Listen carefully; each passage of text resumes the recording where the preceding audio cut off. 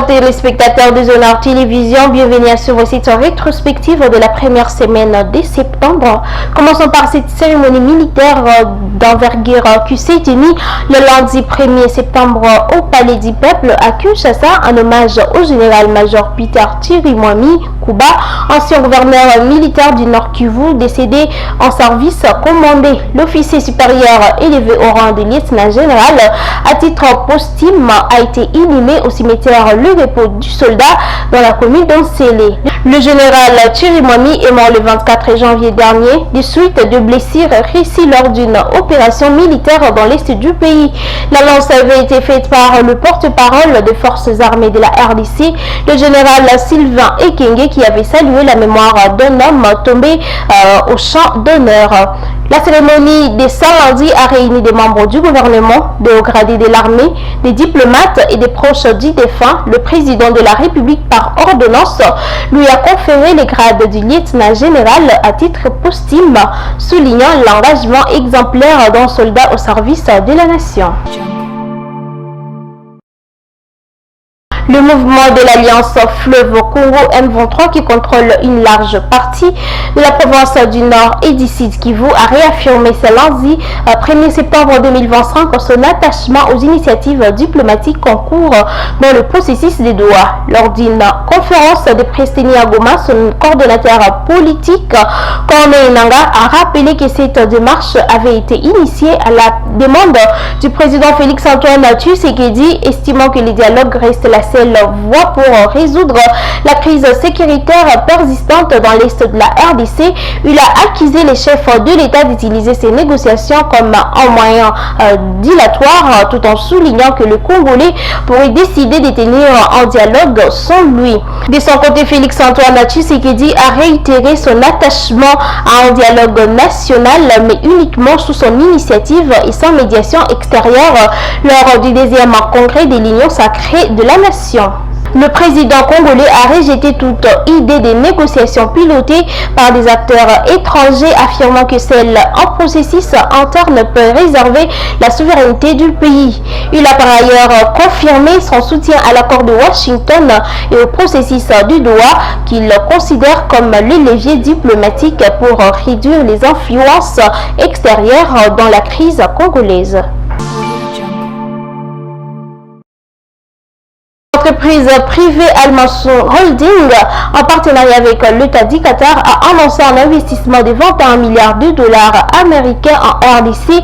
La lettre d'intention a été remise à la ministre Madame Judith Souminois par une délégation conduite par Cheikh Mansour bin Jabor bin Jassim Al Thani. Ce partenariat public-privé vise à dynamiser des secteurs clés tels que l'agriculture, le mine, la santé, les infrastructures, la finance et la cybersécurité. La chef du gouvernement a salué cette initiative, affirmant que la RDC est prête à garantir un climat des affaires favorable. 8 mémorandums d'attente sont en cours de finalisation, marquant une étape décisive vers la concrétisation de ce projet ambitieux. Le ministre de l'Agriculture, Mouindo Nzangi, a annoncé à Tchopo l'ambition de la RDC de devenir le premier producteur mondial de cacao d'ici 5 ans. Nous avons les terres, le climat et la main-d'œuvre pour y parvenir, a-t-il déclaré lors du lancement de la campagne agricole 2025-2026 axée sur les cultures pérennes. Le gouvernement prévoit l'installation de pépinières communautaires dans chaque secteur et la relance de la plantation de Bengamissa, le cabin, abandonné depuis 25 ans, est en cours. Avec 56 000 tonnes exportées par an, la RDC est encore loin des géants comme la Côte d'Ivoire, 1,8 million de tonnes, mais mise sur son potentiel agricole pour transformer son économie.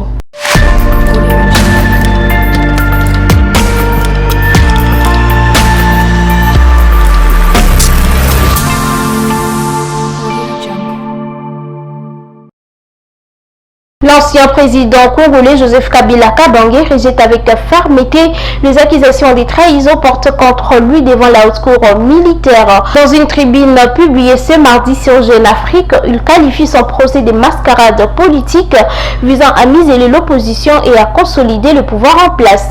Kabila accuse le régime actuel de détourner l'attention de cas graves de corruption, de mauvaise gouvernance et de népotisme qui gangrènent le pays.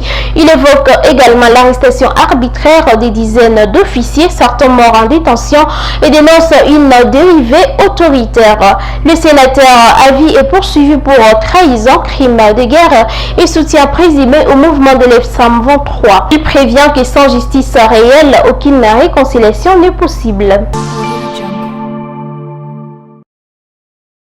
Le secrétaire général adjoint de l'ONU, Jean-Pierre Lacroix, est en mission en RDC pour des consultations de haut niveau sur la crise sécuritaire. Il a rencontré le président Félix-Antoine Tshisekedi, la première ministre, des leaders de l'opposition dont Martin Fayulu et Jean-Marc Kabunda, ainsi que des représentants religieux.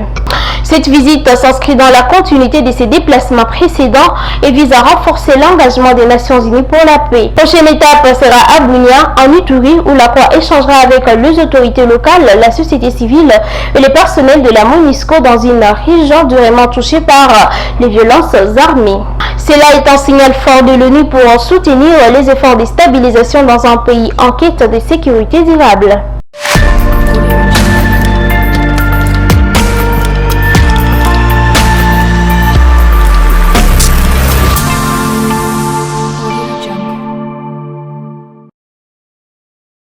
Et pour finir, l'AFSAM 23 exprime sa vive indignation face à la suspension de la gratuité de l'enseignement dans les territoires de l'Est sous son contrôle. Elle accuse le régime de Kinshasa des discriminations politiques et des violations graves des droits fondamentaux.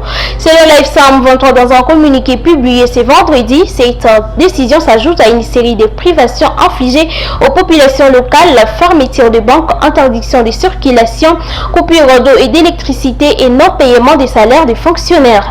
L'éducation, droit garanti par l'article 43 de la Constitution, soutenu par la Banque mondiale, ne saurait être traité comme une faveur politique.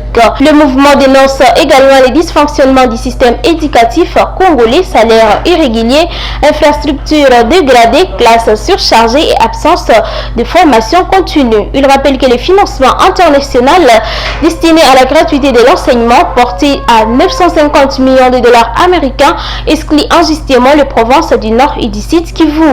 Pour l'AFSAM 23, cette exclusion constitue une atteinte à la cohésion nationale et une tentative d'affaiblissement de l'Est du pays.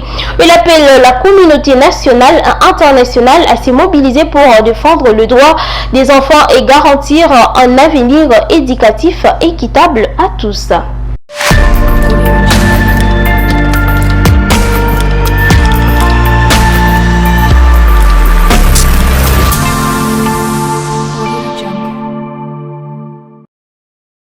Et c'est ainsi que nous mettons fin à cette rétrospective de la première semaine de septembre. Merci de nous avoir suivis.